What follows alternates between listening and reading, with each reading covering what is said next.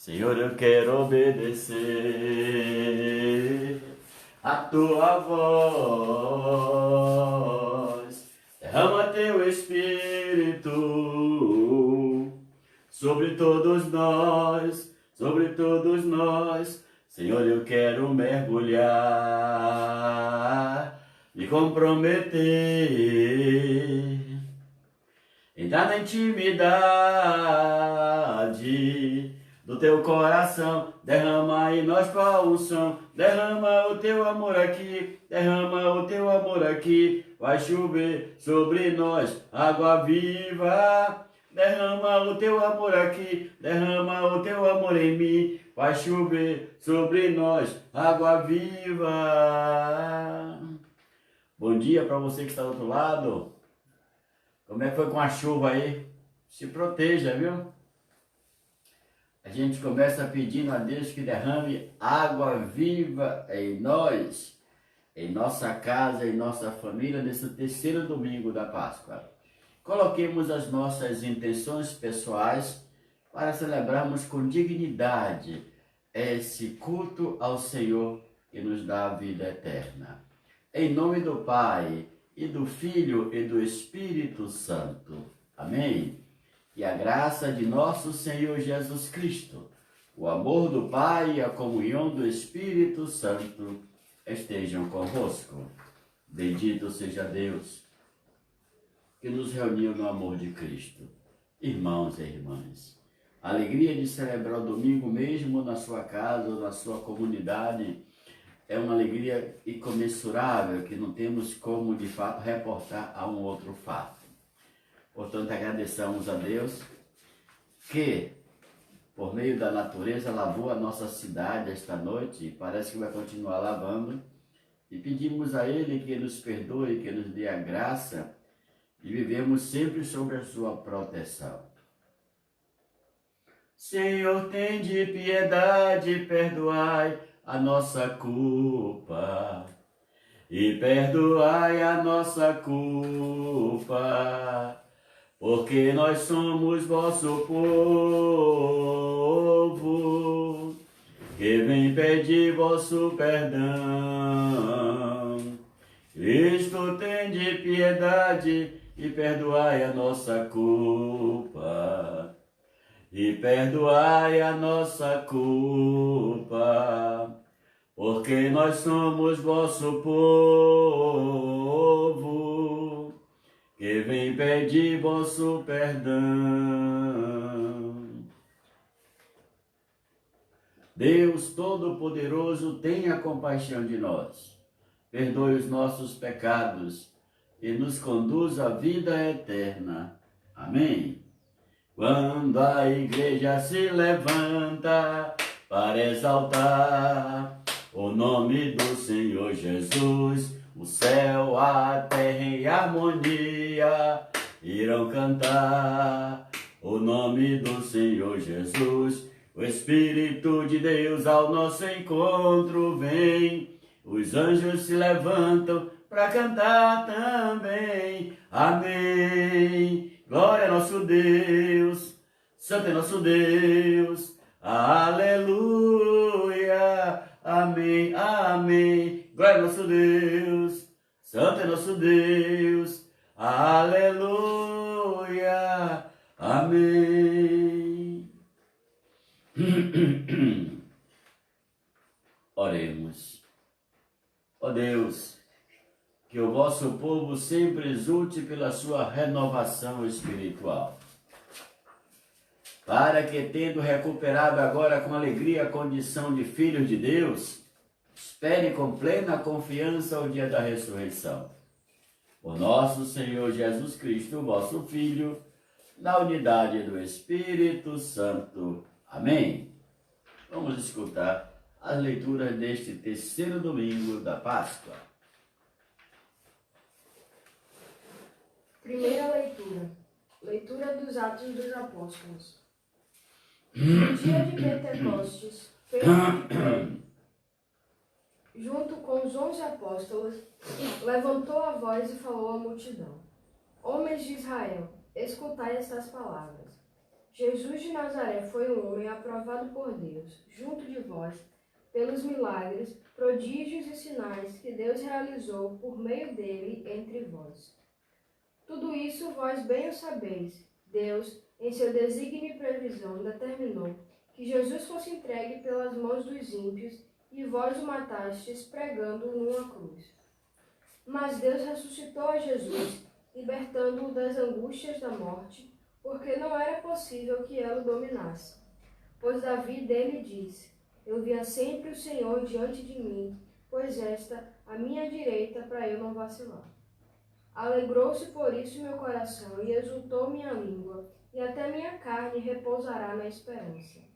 Porque não deixarás minha alma na região dos mortos, nem permitirás que teu santo experimente corrupção. Deste-me a conhecer os caminhos da vida, e a tua presença me encherá de alegria. Irmãos, seja-me permitido dizer com franqueza que o patriarca Davi morreu e foi sepultado, e seu sepulcro está entre nós até hoje. Mas, sendo profeta, sabia que Deus lhe jurara solenemente que um de seus descendentes ocuparia o trono. É, portanto, a ressurreição de Cristo que previu e anunciou com as palavras: Ele não foi abandonado na região dos mortos, e sua carne não conheceu a corrupção. Com efeito, Deus ressuscitou este mesmo Jesus, e disto todos nós somos testemunhas. E agora, exaltado pela direita de Deus, Jesus recebeu o Espírito Santo que fora prometido pelo Pai, e o derramou, como estás vendo e ouvindo. Palavra do Senhor. Graças a Deus. Salmo responsorial. Vós me ensinais vosso caminho para a vida, junto de vós felicidade sem limites. Vós me ensinais o vosso caminho para a vida, junto de vós felicidade sem limite. Guardai-me, ó Deus, porque em vós me refugio. Digo ao Senhor: somente vós sois meu Senhor, nenhum bem eu posso achar fora de vós. Ó Senhor, sois minha herança e minha taça, meu destino está seguro em vossas mãos. Vós me ensinais vosso caminho para a vida, junto de vós felicidade sem limite. Eu bendigo o Senhor, que me aconselha, e até de noite me adverte o coração. Tenho sempre o Senhor ante meus olhos, pois se o tenho a meu lado não vacilo. Vós me ensinais vosso caminho para a vida, junto de vós felicidade sem limites. Eis porque meu coração está em festa, minha alma rejubila de alegria, e até meu corpo no repouso está tranquilo.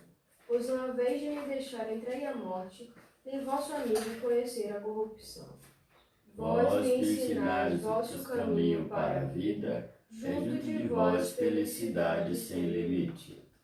Vós me ensinais vosso caminho para a vida, junto a vós felicidade sem limites. Delícia eterna e alegria ao vosso lado. Vós me ensinais o vosso caminho para a vida, junto de vós felicidade sem limite. Segunda leitura. Leitura da primeira carta de São Pedro. Caríssimos, se invocais como Pai aquele que sem discriminação julga cada um de acordo com as suas obras, vivei então respeitando a Deus durante o tempo de vossa migração neste mundo. Sabeis que fostes resgatados da vida fútil herdada de vossos pais, não por meio de coisas perecíveis, como a prata ou o ouro, mas pelo precioso sangue de Jesus Cristo, como de um cordeiro sem mancha nem defeito. Antes da criação do mundo, ele foi destinado para isso, e neste final dos tempos ele apareceu, por amor de vós. Por ele é que alcançastes a fé em Deus. Deus o ressuscitou dos mortos e lhe deu a glória, e assim a vossa fé e esperança estão em Deus. Palavra do Senhor. Graças a Deus. Buscai primeiro o reino de Deus e a sua justiça, e tudo mais vos será acrescentado. Aleluia, aleluia. Não só de pão o homem viverá, mas de toda a palavra palavra que procede da boca de Deus. Aleluia, aleluia. O Senhor esteja convosco, Ele está no meio de nós. Proclamação do Evangelho de Jesus Cristo segundo Lucas. Glória a vós, Senhor. Naquele mesmo dia, o primeiro da semana, 2 dos discípulos de Jesus iam para um povoado chamado Emaús, distante 11 quilômetros de Jerusalém. Conversavam sobre todas as coisas que tinham acontecido. Enquanto conversavam e discutiam, o próprio Jesus se aproximou e começou a caminhar com eles. Os discípulos, porém, estavam como que cegos e não o reconheceram. Então Jesus perguntou: o que ides conversando pelo caminho? Eles pararam com o rosto triste e um deles, chamado Cleófas, lhe disse: tu és o único peregrino em Jerusalém que não sabe o que lá aconteceu nestes últimos dias? Ele perguntou: o que foi? Os discípulos responderam: o que aconteceu com Jesus, o Nazareno, que foi um profeta poderoso em obras e palavras, diante de Deus e diante de todo o povo. Nossos sumos sacerdotes, nossos chefes, o entregaram para ser condenado à morte e o crucificaram.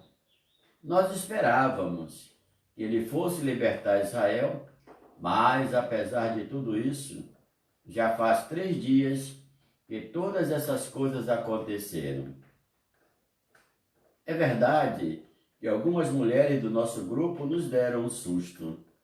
Elas foram de madrugada ao túmulo e não encontraram o corpo dele.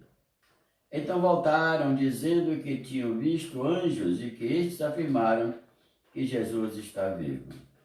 Alguns dos nossos foram ao túmulo e encontraram a coisa como as mulheres tinham dito. A ele, porém, ninguém o viu.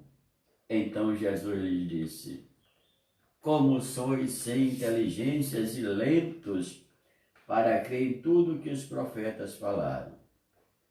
Será que o Cristo não devia sofrer tudo isso para entrar na sua glória?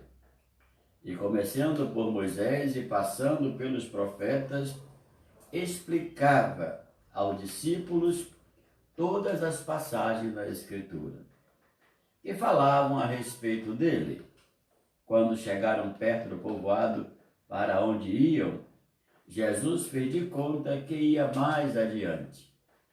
Eles, porém, insistiram com Jesus, dizendo: fica conosco, pois já é tarde e a noite vem chegando.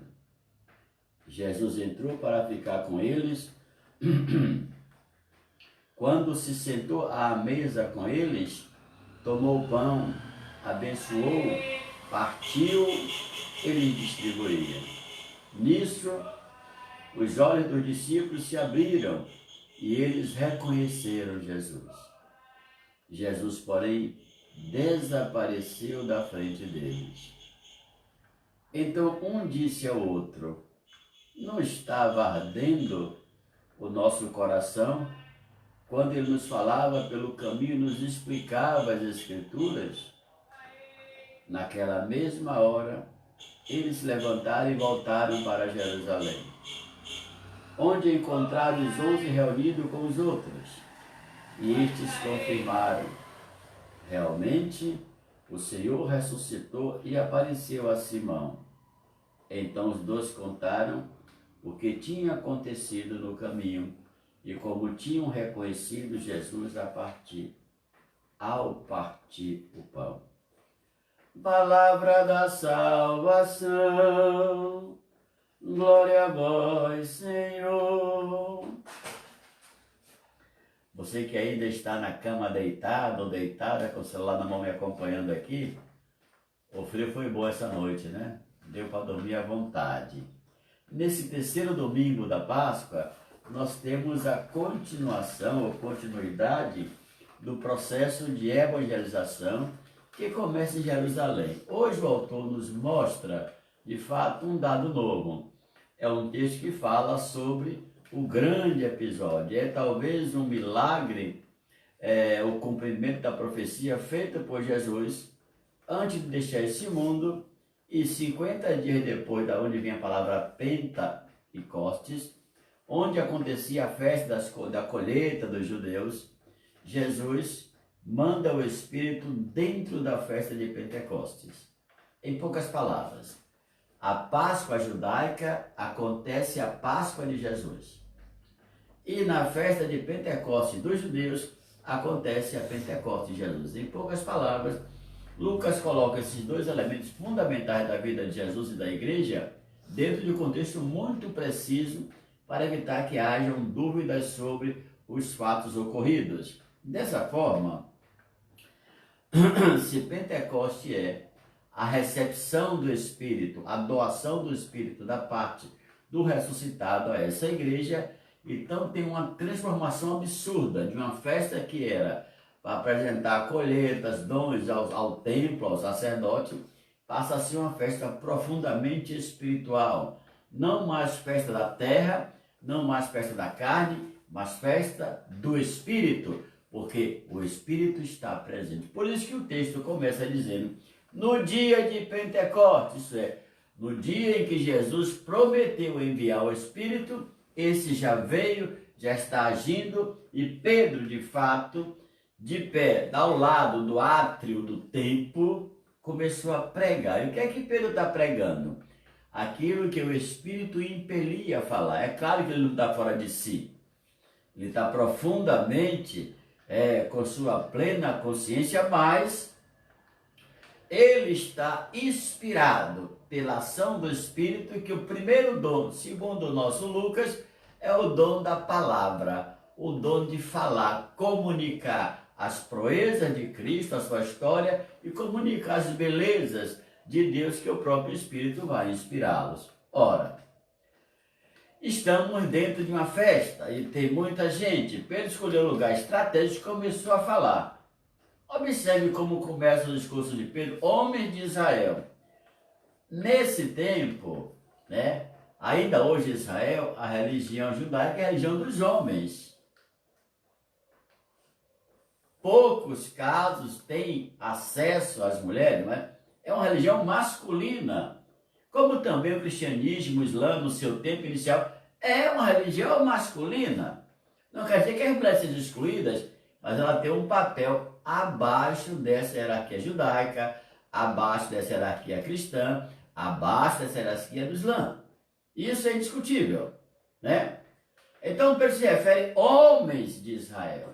E aqui essa expressão está nos dizer que são homens de Israel que estão ali, os estrangeiros que estão fora e todos aqueles que circundam o templo constantemente. Então, é um alerta para todos que estão dentro daquela área geográfica. E o que é que Pedro tem de tão importante para comunicar a essa multidão?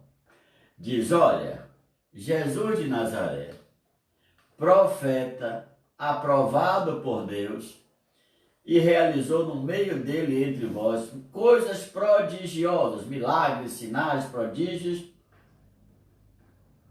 porque Deus estava com ele, e por meio dele entre vós. Olha que coisa interessante. Se Deus estava com Jesus, e Jesus está no meio de nós, Deus também está conosco. E aí vem a expressão Emmanuel.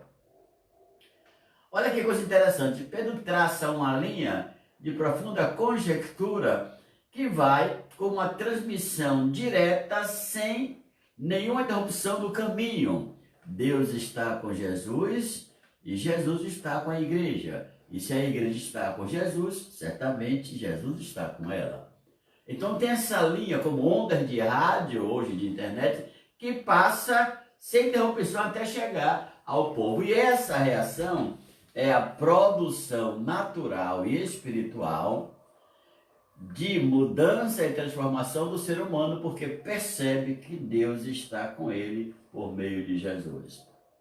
Ora, e Pedro diz, vocês já sabem de tudo isso, não estou dizendo nada de novidade, mas o novo, na verdade, é que, pelo fato de ser pregado na cruz, e Deus já tinha essa previsão de toda a profecia que Jesus iria cumprir, que foi entregue pelas mãos dos ímpios, e vós o matastes, né? Crucificando numa cruz. Volta de novo a temática do pensamento social da igreja nos primeiros séculos, que até funcionar por esse caminho, não tem nada de novo não. A denúncia da morte de quem matou, vós matastes, olha, de novo volta, quem matou, os judeus mataram, vós matastes. É como se a representatividade dos sacerdotes que mandaram matar Jesus tivesse também responsabilidade com as pessoas que esses sacerdotes representam. Por isso, vós mataste. O cara que estava lá, eu não matei ninguém, pelo amor de Deus, mas ele é representado diretamente ou indiretamente pelo grande escalão da religião judaica. Então, essa é uma acusação que vai diretamente ao povo. Vocês mataram o seu próprio Messias. Então, se cria uma expectativa muito grande. Porque essa primeira notícia que abala, que condena as pessoas que inocentemente não sabem por quê, Pedro dá o consolo. Mas Deus ressuscitou a Jesus, libertando das angústias da morte, porque não era possível que ela o dominasse. Isso é, Deus fez Jesus tornar-se imortal. O corpo dele, como todo o corpo, né, do ser humano, deveria conhecer a corrupção da morte, mas Deus não permitiu isso. Jesus ressuscita de corpo e alma, com um corpo novo, espiritual. Então, como Pedro sabe que Davi, que passou 40 anos governando Jerusalém, ele sabe que Davi é o mais próximo parente, descendente de Jesus. Então ele cita Davi, dizendo que Davi viu Deus da sua presença, dizendo, olha, ele não conhecerá a corrupção da carne, o seu corpo não conhecerá. Se o corpo não conhece a corrupção da carne, naturalmente algo extraordinário aconteceu, que é a ressurreição. Pela primeira vez na história da humanidade, encontramos um caso onde o corpo não conheceu a corrupção da carne e, pelo contrário, ainda sobreviveu de uma forma nova, espiritual e eterna. Por isso, o ressuscitado não morre mais. Ora, diante dessa situação de colocar Jesus ressuscitado, histórico, mas ressuscitado, vivo, em antagonia ao nosso grande Davi, Pedro afirma que Davi morreu. Então ele não era o Messias. Ele morreu e o seu túmulo está ali. A gente pode agora visitar o seu túmulo. Portanto, sabia que Davi, sendo profeta, ele previu a vinda do Cristo e como Cristo de fato iria passar por todo o seu suplício. Com efeito, Deus ressuscitou este mesmo Jesus, e disso todos nós somos testemunhas. Ora, Pedro relata a doutrina básica da igreja naquele momento de Pentecostes, que é o anúncio da ressurreição, a denúncia de quem assassinou Jesus, e faz analogia entre Jesus e Davi, o coloca acima porque Davi morreu e Jesus não. Deus o ressuscitou. Portanto, ao ressuscitar Jesus, Deus de fato nos fez aparecer e nós somos testemunha de tudo isso. Não é testemunha só porque vimos Jesus vivo, mas porque acompanhamos toda a sua carreira. E aqui tem um problema. Só no primeiro século da igreja, só era tido como apóstolos aquele que conviveram com Jesus. comeram e beberam e acompanharam toda a sua vida histórica e participaram da ressurreição. Por isso, mais tarde, lá por 50, 70, Paulo vai ter dificuldade de ser aceito na comunidade dos cristãos, e é uma coisa que fica longa essa briga, porque os 11 que estavam ali conviveram e viveram com Jesus. Então Pedro hoje se apresenta como um líder da comunidade. Diante dos 11, inspirado pelo Espírito Santo, ele anuncia a grande novidade. Se com Jesus a novidade é o anúncio do Evangelho da vida eterna, com Pedro a grande novidade de hoje é o anúncio do Espírito Santo na festa de Pentecostes. E ele não só testemunha apenas da ressurreição, da vida histórica de Jesus, mas sobretudo da presença do Espírito, porque eles receberam na carne aquilo que era divino. Veja como Deus é bom e como nos dá privilégios que nem todos têm. Tem na sua carne porção desse Espírito para realizar a sua obra. Portanto, Jesus recebeu o Espírito Santo, diz Paulo, diz Lucas, que fora prometido a seu Pai, e o derramou, como estás vendo e ouvindo. Isso é, a voz de Pedro é uma ação do próprio Espírito Santo que Jesus derramou hoje sobre a sua igreja. Então hoje é um dia de alegrar-se, porque tudo que Jesus tinha dito está acontecendo vivamente, de forma dinâmica, de forma ascética e programática, na realização do processo de evangelização.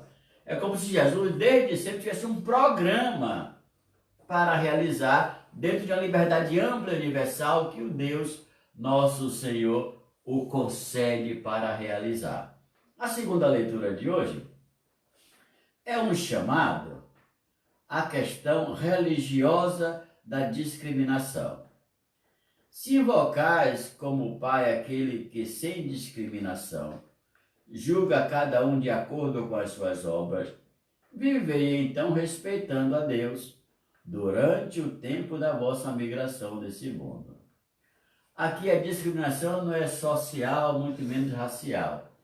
A discriminação é viver de acordo com a vida religiosa que você foi chamado, viver praticando as obras sem exceção de pessoas, e assim toda essa manifestação divina vai acontecer no coração da comunidade.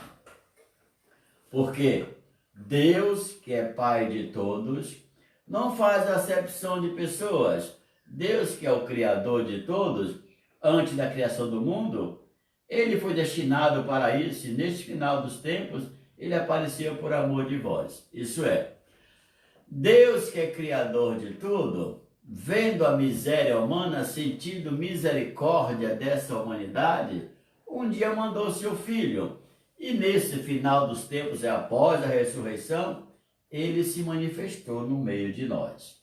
Por isso temos a graça de perceber que a ação de Deus perpassa a história, chega até nós com incalculável bondade, com inaferrável amor. Portanto, devemos agradecer, porque, volta a Paulo a dizer, Deus ressuscitou dos mortos e lhe deu a glória. E assim a vossa fé e esperança estão em Deus. Essa, na verdade, a grande questão da humanidade. Quando a gente fala de ressurreição hoje, parece uma coisa mais comum, mais normal, mas naquele tempo, a ressurreição é algo que ninguém imaginava. Prometida, e outras religiões, todas elas tinham seu Messias, tinham seu herói que iria aparecer, iria fazer grandes coisas. Mas aqui tem uma coisa absolutamente nova. A ressurreição é um fato concreto, eles viram.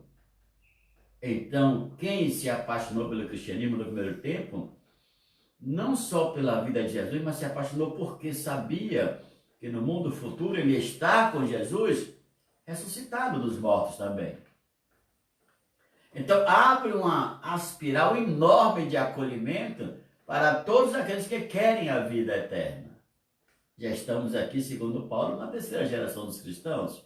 E a pregação continua sendo um pouco mais modulada, porém a essência, o pacote de doutrina continua absolutamente o mesmo. Portanto, segunda leitura, quer nos mostrar, mais uma vez, que Deus ressuscitou Jesus dos mortos, que ele vive na sua glória, mas continua agindo por meio do Espírito, por meio da sua presença invisível, por meio da paternidade divina dentro da sua igreja. E o evangelho de hoje é o episódio de Emaús. Só Lucas tem esse episódio. Voltamos a dizer, estamos na segunda geração aqui. Lá com Paulo é a terceira, aqui em Emaús é a segunda. Quem são esses caras? Um é Cleófas, o outro é um anônimo. Tanta gente é anônima, a gente vive na igreja contando, a gente não sabe nem o nome. Cadê fulana? Cadê Dona Maria? E sendo naquela cadeira ali, ela vem com aquela roupa azul. Ah, tá doente, tá em casa, não pode vir hoje não. Mas o nome, às vezes a gente não sabe, não lembra, pelo fato de não termos essa relação interpessoal de saber o nome de todas as pessoas. Às vezes não é permitido, porque tem a distância entre as pessoas natural, a empatia, a simpatia, sei lá. Acontece. E qual é o episódio? Estamos naquele clima de ressuscitou ou não? Os apóstolos ainda, as mulheres contaram, mas eles ainda não acreditaram. E por que é que os caras não descobriram que era Jesus? Porque o ressuscitado pode tomar qualquer forma humana. Não está mais preso à biogenética, não está mais preso a espaço, não está mais preso a tempo, nem está mais preso a história ou matéria. Ele já está além de tudo isso. E é por isso que as pessoas não o conhecem no primeiro momento. Conhecerão ele pelo gesto, pela palavra, mas fisicamente, normalmente, ou ele se manifesta e anuncia quem é, ou as pessoas têm dificuldade de compreender, porque ele pode aparecer em uma outra forma humana. Portanto, o nosso autor vai começar a dizer a ação geográfica de Emaús, 11 quilômetros de Jerusalém é a distância. Eles vinham conversando sobre os últimos fatos ocorridos, quer dizer, significa que são discípulos dinâmicos que acompanharam toda a trajetória, conheceram toda a história, por isso são discípulos, e foram embebecidos pela doutrina dos apóstolos, e agora esperava, como todos eles, no último dia, esse dado. Lembrando que é domingo pela manhã. Quase ali meio-dia, domingo pela manhã. Eles estão indo para casa, né? Cristãos comentavam entre si. Enquanto comentavam, né? Aparece Jesus no meio dele. Aparece como um mestre, né? Observe, a Madalena, Jesus aparece e ela o reconhece pela voz. Aos apóstolos, ele aparece totalmente, segundo João, e manifesta a paz. Aos discípulos de Emaús, ele aparece dentro da manifestação eucarística, no partir do pão. Então, o ressuscitado não tem mais a preocupação da forma humana, mas a preocupação de apresentar gestos que desperte a memória e abra a inteligência dos seus discípulos. É o que acontece com Emaús. O que ides conversando pelo caminho? Perguntou Jesus. Aí o autor mostra esse olhar tristonho, esse espelho da vida, quando acontece uma coisa cruel na vida da gente. Pararam com o rosto triste e um deles, chamado Cleófas, lhe disse: tu és o único peregrino de Jerusalém? E Jesus disse: mas o que aconteceu nos últimos dias? O que foi? E eles vão relatar toda a história de Jesus. Observe que num conceito bem organizado, didático, programático, dizendo quem era Jesus, o que Jesus fez e que esperava, de fato, o que aconteceria no último dia. São discípulos atentos, conhecedores, não são meros espectadores nem meros ouvintes, são pessoas que acompanharam pela boca dos apóstolos, pela atividade apostólica, acompanharam os fatos, estavam bem, muito bem informados. Então, aqui serve uma grande lição para nós. Nós não podemos ser discípulos de Jesus apáticos, cobertos pela neblina da ignorância, pela nuvem da falta de conhecimento, pela tristeza orgânica e intelectual da desinformação. Nós devemos ser discípulos como foram os de Emaús, bem informado de tudo o que ocorre com Cristo e com a sua igreja. A igreja não é um lugar de ficar ou de chegar, rezou e vai embora, sai correndo porque tem 1 milhão de coisas em casa para fazer. A sua casa não vai salvar você. A igreja vai lhe indicar o caminho da salvação. E mesmo que você saiba, não esqueça que a igreja é a sua família para a eternidade. A sua família de carne como a minha, todos vão morrer. E nenhum deles vai se salvar se não for por meio de Jesus, e nenhum deles vai salvar você. Portanto, cuidado, atenção. A igreja não é um lugar de passagem, mas é um lugar onde eu já experimento a minha morada eterna. Por isso eu preciso estar na igreja para me acostumar com esse mundo futuro que está chegando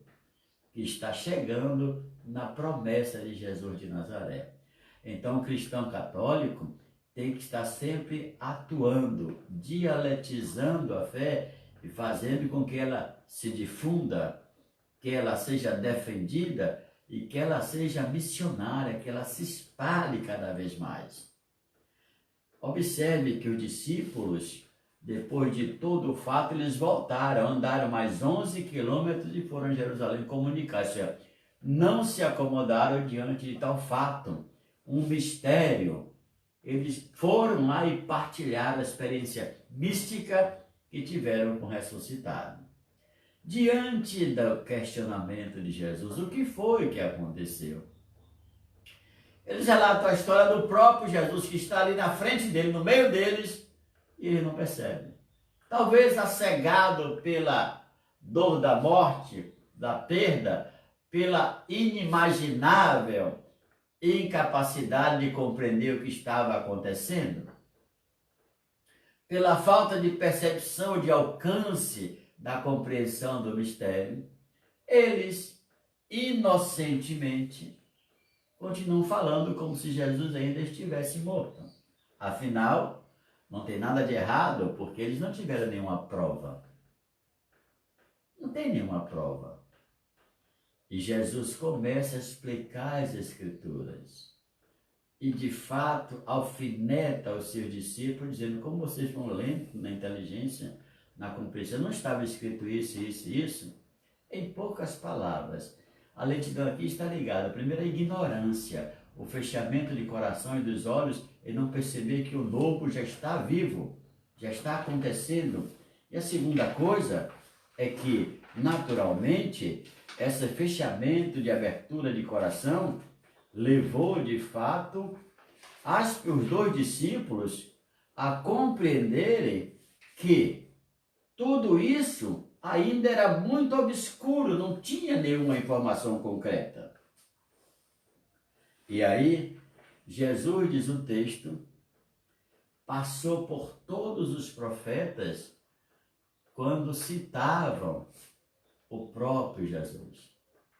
Explicou, é o mestre, o educador, o pedagogo que orienta com a sua teologia concreta, porque ele passou, não é uma teologia escrita, não é uma reflexão sobre a vida, mas é a teologia intracarne, isso é, uma teologia que ele é o protagonista, porque ele foi a vítima dos homens e aquele que glorificou a Deus com o seu sacrifício. Então, ele fala com total propriedade, absoluta propriedade, porque ele passou por aquilo. Não ensinaram, não especulou sobre um fato. Ele é o fato. Ele é o fato. Ele é o fato. Mas mesmo assim os discípulos não abriram os olhos. Não abriram o coração, que é endurecido pelo peso da perda e da morte. Não conseguem abrir-se nem olhar um novo horizonte e alcançar o que está acontecendo. Então, chegando perto da casa deles, no povoadozinho de Emaús, Jesus fez de conta, quando o autor diz fez de conta que ia passar, é o improviso para apresentar que Jesus, a sua verdadeira intenção era se manifestar aos seus 2 discípulos pós-apóstolos. E diz o autor, quando eles perceberam que Jesus estava indo, eles, porém, insistiram com Jesus, dizendo, fica conosco, pois já é tarde e a noite vem chegando. Olha que frase extremamente interessante. Tem dias na nossa vida, tem noites, que a gente pede, pelo amor de Deus, não vai embora, Senhor. Fica aqui comigo. Já é noite, eu tenho medo, eu estou assustado, estou me sentindo deprimido, angustiado. Fica comigo, você segura nas vestes dele, não deixa que ele vá embora. Insiste para que ele fique. No momento da agonia, dessa crise de pandemia, quanta gente está gritando, Senhor, fica conosco, Senhor, fica comigo. Eu estou desesperado, eu estou preocupado, estou ansioso com a minha família, com meus irmãos, com meus amigos. Meu mundo está desabando, Senhor. Fica comigo. Hoje é o dia de dizer assim, Senhor, fica comigo, não me abandone jamais. Não me deixe jamais. Porque eu sou como uma folha seca que o vento leva. E com o tempo a folha vai se quebrar. Mas se o Senhor está comigo, eu tenho um rochedo onde passar a chuva, o sol, a brisa, a neblina, porque o Senhor está comigo. E se Ele está comigo, eu nada temerei. E Jesus entrou para ficar com eles. Olha o poder da oração. O poder da forma a qual eu me dirijo e convenço alguém para ficar comigo, para rezar comigo, para partilhar comigo o pão eucarístico, né? Os católicos ainda são muito tímidos no convidar as pessoas para virem à missa, né? Você pode muito bem, sabendo que eu celebro todos os dias, religiosamente, às 19h30, convido a família para ficar com você, pelo menos a sua família. Às vezes o cara, a missa começa, um corre para o quarto, outro corre para a janela, vai para a televisão, e você está lá sozinho. Não custa nada insistir. No mundo dos lives, são um atrás do outro, né? A gente, como um cristão católico, devemos optar pela nossa vida religiosa, pelos padres que estão fazendo pela internet esse grande evento religioso que é a celebração eucarística. E Jesus entrou, já estava chegando quase meio-dia e sentou-se à mesa com eles, né?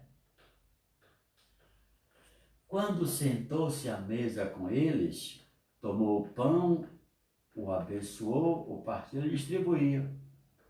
Isso é, Lucas lembra aqui o gesto eucarístico da sua comunidade de origem grega e fala o grego popular, o koiné. Assim como os judeus, os gregos faziam de fato da sua vida uma vida ao redor da mesa. Só que os gregos eram muito exagerados, né? Quem leu o Banquete de Platão sabe o que eu estou falando, né? Eles comiam e bebiam constantemente 2, 3, 4 dias, e refletindo e falando, era de fato uma vida muito ao redor da mesa. ao redor de festas, como a festa de Baco, o Deus do Vinho, e tantos outros, né? E esse ao redor da mesa aqui, no sentido do nosso amigo Lucas, é um redor da mesa para partilhar, comunicar a revelação divina por meio do próprio Jesus. E essa comunicação divina não vem mais por palavras. Jesus já se apresentou como mestre e doutor, não da lei, mas doutor das coisas exclusivamente que ele viveu. E acoplou essas coisas à Escritura, dando a entender a verdade que ele é pela sua própria vida, pela sua própria história. E aí, Jesus, na posição de destaque, no meio da mesa, para os judeus, na cabeceira da mesa, tomou o pão, partiu e distribuiu. O que é que acontece? Os discípulos certamente se lembraram desse gesto da última ceia, que era parte do pacote doutrinário dos apóstolos. Lembrar que depois da última ceia, Jesus foi até chegar à ressurreição. Eles lembraram. E quando eles lembraram, o coração se abriu, se amoleceu. Os olhos viram, não por meio da carne, mas por meio da fé, que estava cega até esse momento. E quando tudo isso acontece, a comunhão entre coração e visão, entre coração e imagem, é muito interessante na estética bíblica. Tem um momento em que Jesus vai chamar Pedro, né, para seguir, e um dos evangelistas diz, Jesus olhou, o amou e o chamou. Aqui, Jesus não olha, são eles que olham para Jesus. E eles o amaram e descobriram de fato quem era. Só que Jesus desapareceu da frente deles. Então Lucas aqui quebra o paradigma grego de que o céu é lá em cima. Como acreditavam os gregos, os judeus. Então, se Jesus desapareceu, isso é, apresenta uma realidade completamente nova. O desaparecer significa liberdade total, superioridade total sobre o tempo, espaço e matéria. Vou repetir. O desaparecer de Jesus diante dos seus olhos, não é que ele é um fantasma, ele tem carne e osso. Mas o desaparecer significa a liberdade daquele corpo, daquele ser, daquela pessoa, liberdade total, plena sobre o tempo, a matéria e o espaço. Ele está muito além disso tudo. Então desapareceu. Foi para onde? Segundo Lucas, mais tarde vai se manifestar aos apóstolos nesse mesmo dia. E quando desaparece, cai sobre eles a certeza de que um mistério, um milagre acaba de acontecer. E qual é a reação? É a mudança transformadora da tristeza, da cegueira, da incompreensão para a compreensão, para a verdade e para o ver com os olhos da fé. E olha o que eles dizem. Não estava ardendo o nosso coração quando ele nos falava pelo caminho e nos explicava a Escritura? Claro que estava ardendo, porque a Escritura que ele está explicando é porque ele viveu. Era ele, como eu disse antes, o protagonista, a vítima sacrificial e também o vivo, o cordeiro, o Logos divino que está vivo no meio de nós. Então tem essa passagem da cruz à morte, da morte à vida. Essa é a ideia de Páscoa. Clareada essa situação, eles voltaram para Jerusalém. Foram fazer o quê? Comunicar aos apóstolos que tinham visto e ouvido. Então se reconhece que em Jerusalém tem uma autoridade central que administra tudo o que está ocorrendo e que agora tem essa boa notícia da palavra evangelistais. Evangelho significa uma boa nova, uma boa notícia. E essa notícia é maravilhosa porque eles confirmam terem visto Jesus e o conheceram, ou o reconheceram no partir do pão. É lamentável que a gente esteja passando por tudo isso. Não sei quantas vezes nós lamentamos, falamos, até choramos, às vezes até ignoramos para não sofrer muito essa falta de poder partilhar o pão com seus irmãos na comunidade. Eu quero lembrar que essa Eucaristia está sendo celebrada pela comunidade de Santo Expedito, pela família Vergne, pela família Santana, por Dona Elvira, por Elza, também por Sandra, meus amigos e minhas amigas, pela família Castro, por aqueles também que já nos deixaram, sabe? Tudo isso é ressurreição. E o que eu peço hoje a Deus que nos ensine cada vez mais a reconhecer Jesus nas pessoas pela palavra proclamada e vivida,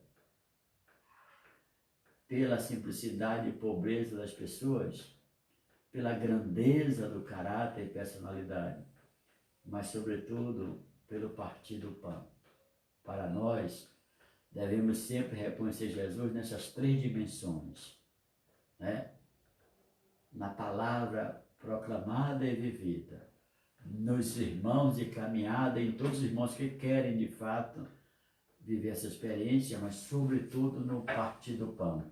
A Eucaristia é o centro voraz, sublime, nobre, grandioso, infinito da manifestação de Cristo.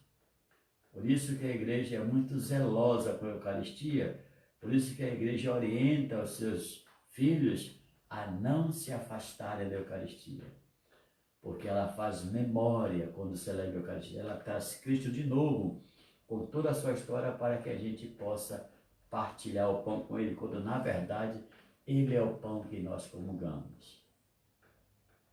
Todo aquele que come da minha carne e bebe do meu sangue, vai ter parte comigo. Essa é a Eucaristia. Que Deus nos ajude. Que Deus nos encoraje a fazer essas três coisas. A reconhecer Jesus na palavra vivida e proclamada, nas pessoas de coração bom, puro e sincero, as pessoas que circundam nossas vidas e o altar do Senhor, mas sobretudo, indispensavelmente, reconhecer o Senhor, viver com o Senhor nessa mesa, nesse altar, no partir do pão, porque Ele é o pão da vida. E quem come deste pão viverá eternamente. É por isso que você não pode ficar longe da Escritura, porque quem come deste pão viverá eternamente. Amém? Creio em Deus Pai Todo-Poderoso, Criador do céu e da terra, e em Jesus Cristo, vosso Filho e nosso Senhor, que nasceu da Virgem Maria, padeceu sob Pôncio Pilato, foi crucificado, morto e sepultado, desceu à mansão dos mortos, ressuscitou ao terceiro dia, subiu aos céus, está sentado à direita de Deus Pai Todo-Poderoso, de onde há de vir a julgar os vivos e os mortos. Creio no Espírito Santo, na Santa Igreja Católica, na comunhão dos santos, na remissão dos pecados, na ressurreição da carne, na vida eterna. Amém. Vamos oferecer a Deus as nossas preces. Todos temos preces para oferecer a Deus. Vamos pedir hoje especialmente pelas pessoas que estão trabalhando nos hospitais, que estão mantendo a nossa sociedade com saúde, para que Deus proteja cada uma delas, para que Deus dê a graça da vitória sobre o mal que assola a nossa sociedade e o mundo. Pedimos também pelas pessoas que mantêm os serviços sociais, né? Os serviços essenciais para a manutenção da nossa saúde. As pessoas que trabalham em mercados e outras tantas coisas, que mantêm a nossa saúde e mantêm a nossa certeza de que temos uma segurança maior diante desses fatos. E peçamos também por todas as pessoas que participaram dessa missa durante a semana inteira. Deus os abençoe, dê saúde, paz e serenidade. Tudo isso vos pedimos, Senhor, por Jesus Cristo, vosso Filho, na unidade do Espírito Santo. Amém. Meu coração é para ti, Senhor. Meu coração é para ti, Senhor. Meu coração é para ti, Senhor. Meu coração é para ti. Porque tu me deste a vida, porque tu me deste o existir, porque tu me destes o carinho, me deste o amor, porque tu me deste a vida, porque tu me deste o existir, porque tu me destes o carinho, me deste o amor. A minha vida é para ti, Senhor. O meu emprego é para ti, Senhor. Minha família é para ti, Senhor. Minha família é para ti. Porque tu me deste a vida, porque tu me deste o existir, porque tu me destes o carinho, me deste o amor. Porque tu me deste a vida, porque tu me deste o existir, porque tu me destes o carinho, me deste o amor. Oremos, irmãos e irmãs, para que o nosso sacrifício eucarístico seja aceito por Deus Pai Todo-Poderoso. Receba, ó Senhor, por tuas mãos este sacrifício, para a glória do seu nome e de toda a sua santa Igreja. Acolhei, ó Deus, as oferendas da vossa igreja em festa. Vós que sois a causa de tão grande júbilo, concedei-lhe também a eterna alegria por Cristo nosso Senhor. O Senhor esteja convosco, Ele está no meio de nós. Corações ao alto. O nosso coração está em Deus. Demos graças ao Senhor e nosso Deus. É nosso dever e nossa salvação. Na verdade, é justo e necessário. É nosso dever e salvação dar-vos graça sempre em todo lugar, mas sobretudo neste tempo solene em que Cristo, nossa Páscoa, foi imolado. Ele continua a oferecer-se pela humanidade e junto de vós é nosso eterno intercessor. Imolado já não morre, e morto vive eternamente. Unidos à multidão dos anjos e dos santos, transbordando de alegria pascal, nós vos aclamamos, dizendo a uma só voz: Santo, Santo, Santo, Senhor Deus do universo. O céu e a terra proclamam a vossa glória. Hosana nas alturas. Bendito que vem em nome do Senhor. Hosana nas alturas. Na verdade, ó Pai, vós sois santo, e fonte de toda a santidade. Santificai, pois, estas oferendas, derramando sobre elas o vosso Espírito, a fim de que se tornem para nós o corpo e o sangue de Jesus Cristo, vosso Filho e Senhor nosso. Santificai nossa oferenda, ó Senhor, estando para ser entregue e abraçando livremente a sua paixão.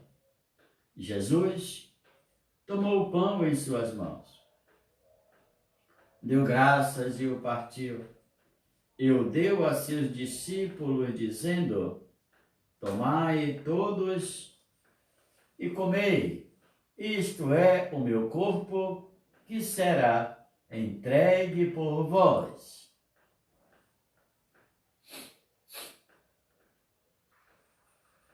Meu Senhor e meu Deus, eu creio, mas aumentai a minha fé.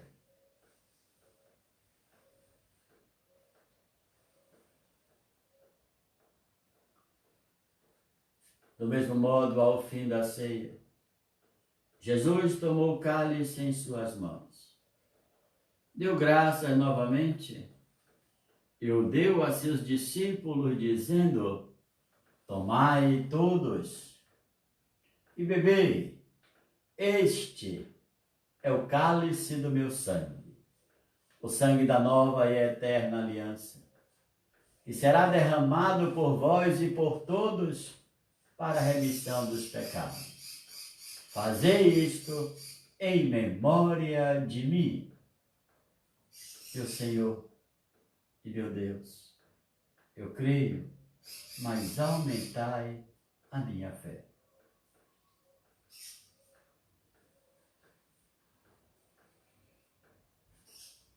Eis o mistério da fé.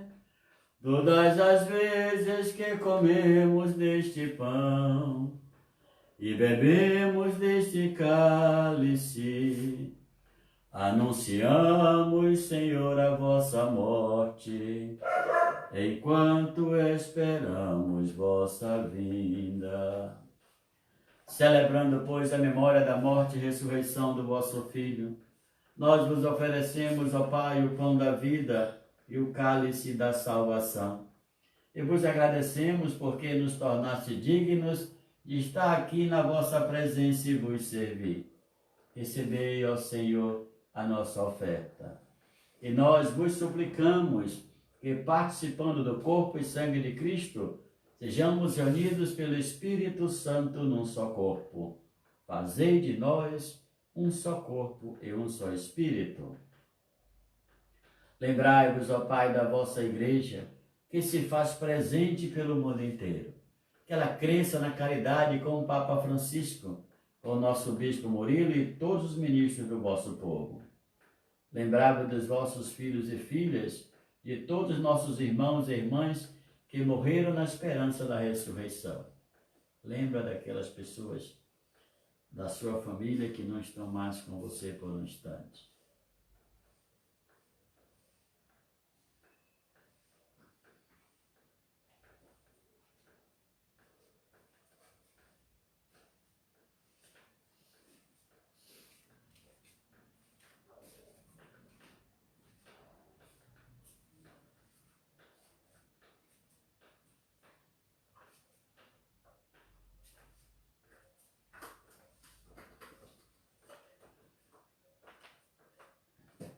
De todos que morreram na esperança da ressurreição, acolhei-os junto a vós na luz da vossa face.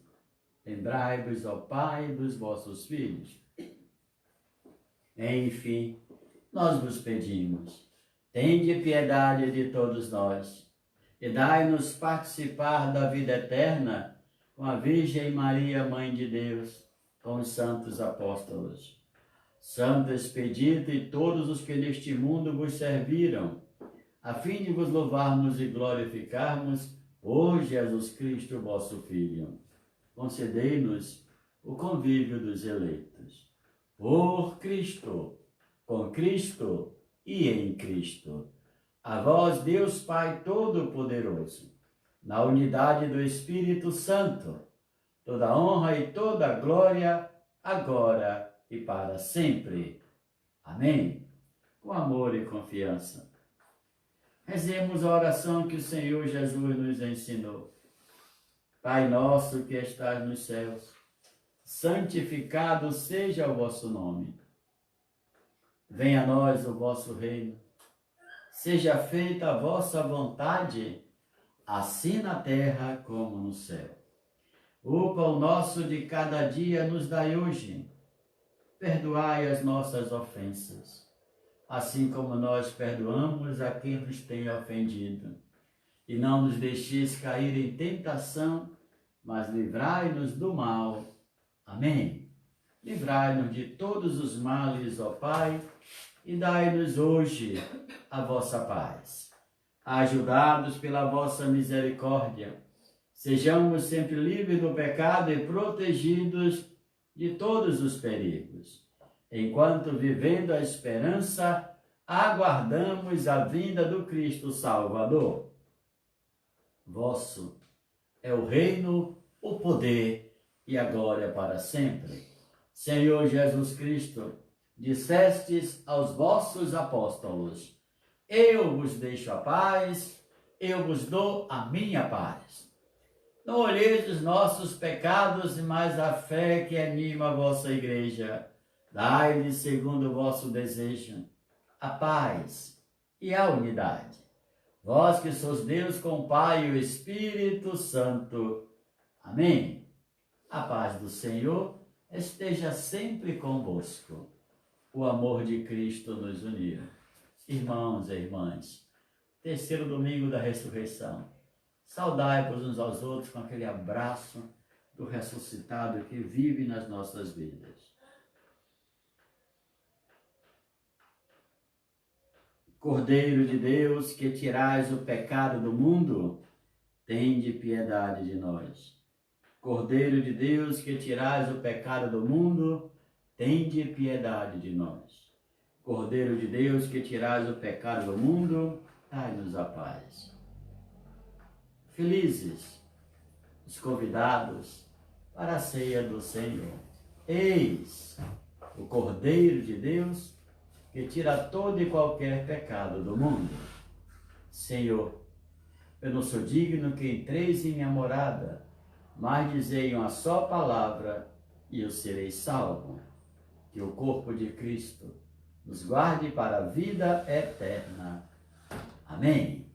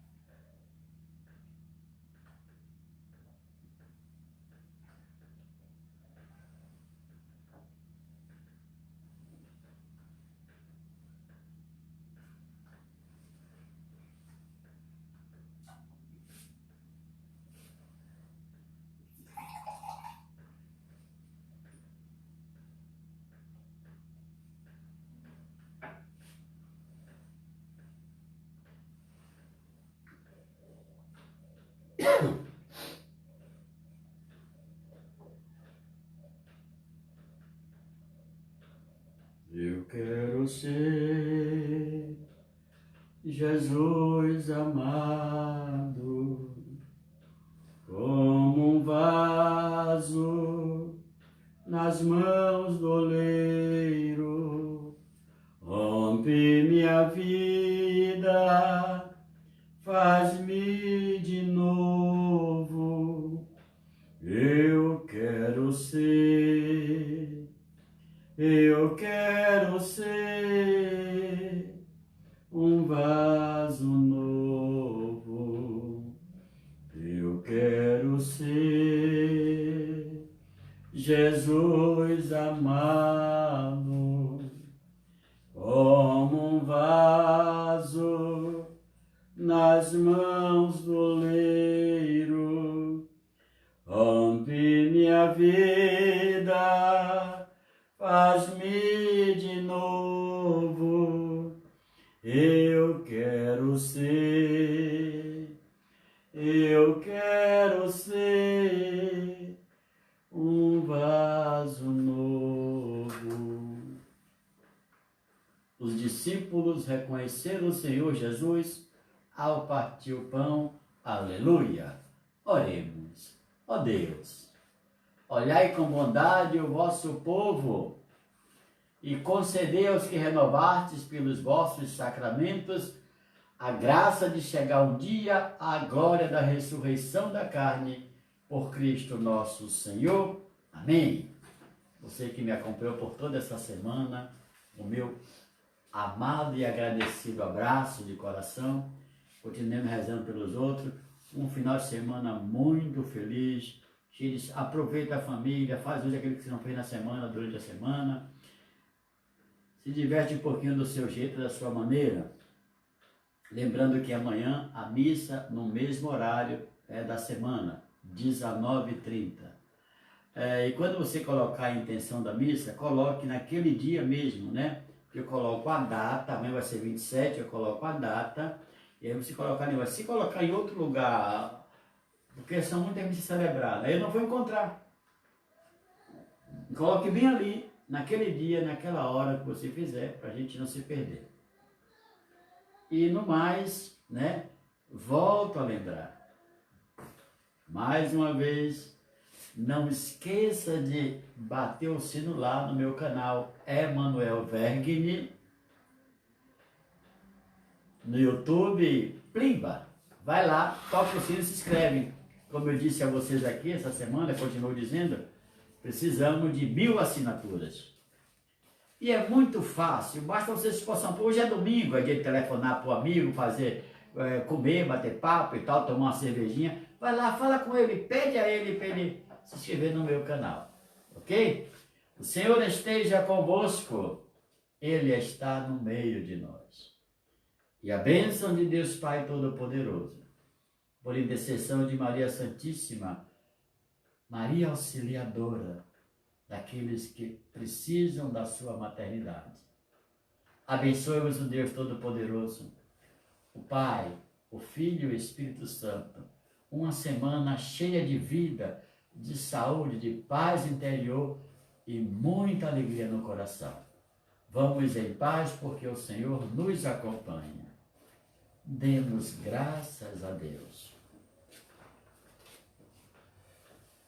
Uma entre todas foi a escolhida, foste tu, Maria, serva preferida, Mãe do meu Senhor, Mãe do meu Salvador.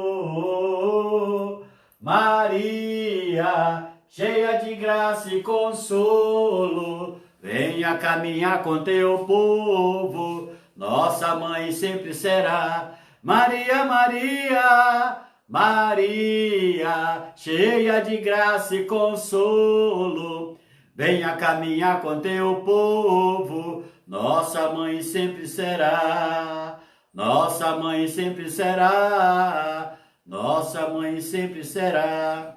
Não esqueça, vai lá, bate o sino e se inscreve no meu canal do YouTube, Emanuel Vergni, e ajude essa celebração a passar para uma plataforma mais forte com som digital, som de televisão. Beijo, maravilhosa semana para você, porque você merece.